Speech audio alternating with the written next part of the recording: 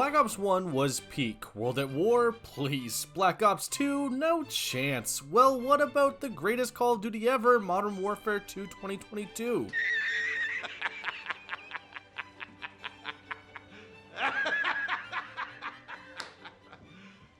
You serious? When I hear someone say Black Ops 1, my brain instantly kicks me back into 2010 and 2011, like...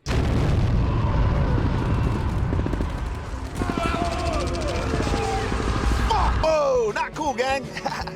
From top to bottom, front to back, Black Ops 1 is one of the more complete Call of Duty titles ever. You had an electrifying campaign, literally, that took Call of Duty from being a modern military shooter to a psychological thriller set in the Cold War era, while containing a stellar multiplayer experience focused purely on customization and fun, and not to mention a zombies experience that, I mean, if not for Black Ops 3 and mods, I'd tell you this is the best in the franchise. Now, if you're looking at this game in 2024 and hoping to relive some of those memories, like a former employee who likes to check in on his former workplace, you'll be excited to find that the game has some good population numbers. On the surface. When you decide to dig deep, you'll notice that the global population numbers don't really match the playlist numbers in either multiplayer or zombies. So seeing a global population number of 3,000 players is great, but then adding up the total number of players in each playlist doesn't really seem to match what is being represented in the global population numbers, meaning the math doesn't match. The matchmaking itself, regardless, varies with the match finder either taking a few seconds to being slower than Regis Crawford's 40 time. Example, here's the population during one of my play sessions. The game says there's 1,300 players, yet when I try to jump in and find a lobby, the game decides to tell me, We ain't found shit. You can literally do anything while you wait during this time. Watch your favorite movie, catch up on murder trials, or even just play an entirely different game. Though if you're even able to get into a game, you could run into the problem of cheaters. Maybe they're using God mode, aimbots, or change the match from a casual TDM to a game of search and destroy. You see them as cheaters, I see them as... Loser. And it's from my experience I ran into cheaters pretty often, more so during the peak times. Look, if you're using cheats to benefit you and make the game less fun for everyone, eat a hot plate of Arby's, because sure, it's a 14-year-old game, it doesn't matter argument will most likely be brought up here, which is why I feel it's appropriate to inform you that today's word of the day starts with the letter A. For asshole, because only assholes cheat, except for those that are doing like the leveling glitches that honestly doesn't really matter. So those are the negatives involving the Black Ops 1 experience in 2024, yet if you decide that those problems don't matter to you at all, you'll end up finding one of the best Call of Duty experiences to ever release. Campaign, multiplayer, the zombies, makes this game truly unbelievable. Say you want to play the game's campaign. The Black Ops 1 campaign not only offers you a story of a schizophrenic that escapes from a mental facility and finds himself deeply rooted in the Cold War conflict, but it also provides the player with the biggest mindfuck in gaming history. For instance, Black Ops 1 brought back fan favorite character Victor Reznov, and while on the surface it's great to see such a beloved character grace our screens again, his role in Black Ops 1's story is much more important than the simple fan service. Because spoilers, Reznov wasn't there for most of the campaign to begin with. He's there for Vorkuta, but beyond that, he serves as nothing more than a figment of one of Mason's schizophrenic episodes. Example, when you're in the rat tunnels and think Reznov is just tagging along. Reznov, you nearly took a bullet. No one fights alone. I will work my way around. What the fuck's wrong with you? What, man? I just got startled by my friend Victor Reznov. You know, it's attitudes like that that'll get you killed in some places. Oh, fuck! Not there. When you sneak on a Rebirth Island to find some doctor named Steiner? Not there. There's also other storylines that seem to exist within this larger story. For instance, the storyline about Nova 6, which is basically just epic hack mixed with Ebola, which is pretty horrifying stuff. And there's also this whole thing about the numbers, which is pretty damn confusing. The campaign also introduced some of the greatest characters in the franchise, like Frank fucking Woods, who's just best described as a walking, talking onion, or even Bowman, who's voiced by none other than Ice Cube, known best for being part of the rap group, and we'll all say it together,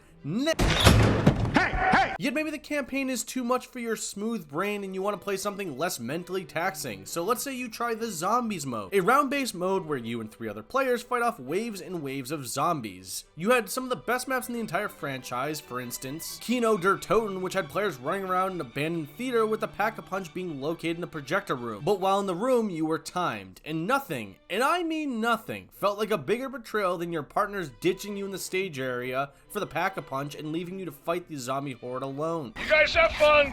I'll just be hanging out, bleeding to death, NBD. Or even maps like 5 that had you play as characters such as JFK, Fidel Castro, Nixon, or McNamara, and let's be honest, Nixon was the best zombies character. Downside of the map is that there was some mad scientist that interferes with your Second Amendment, so that kind of blew. And then you even had maps like Ascension. I mean, my god, what a map. You'd play on an abandoned cosmodrome where you faced off against space monkeys, experienced the first ever Easter egg quest, and used lunar landers to help navigate the map. Not to mention, all the original World at War maps were remastered and put into Black Ops Zombies, giving you the amazing new school maps and delivering on some of that nostalgic fun from the originals. Yet maybe the Zombies mode doesn't tickle your fancy and you decide to play the game's multiplayer. Oh my god, do I love Black Ops 1's multiplayer. I remember when Black Ops 1 was coming out and I would literally spend hours of my time watching multiplayer gameplay demos, downloading apps to see all the leaks, content, weapon breakdowns, just so I was ready for the launch. And coming off of one of the best multiplayer experiences in franchise history, my god was I excited, along with like the rest of the world. I mean, Black Ops 1's multiplayer was definitely a different experience than Modern Warfare 2's. We saw the removal of some broken perks such as One-Man Army, Danger Close, and Commando, while also the removal of crutch perks like Stopping Power. Yet, we still had Last Stand. Fuck you, Last Stand!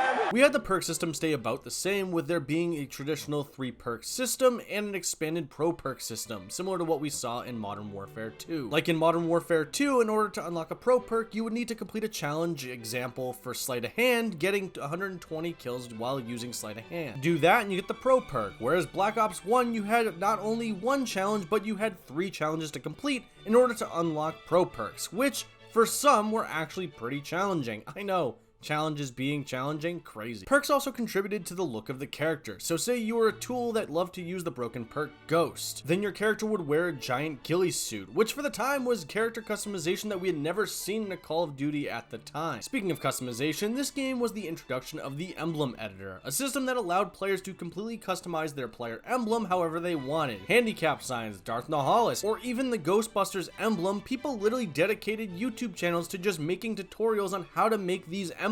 And honestly, it's a system that I'm surprised we don't see more often in newer Call of Duties. Oh, wait.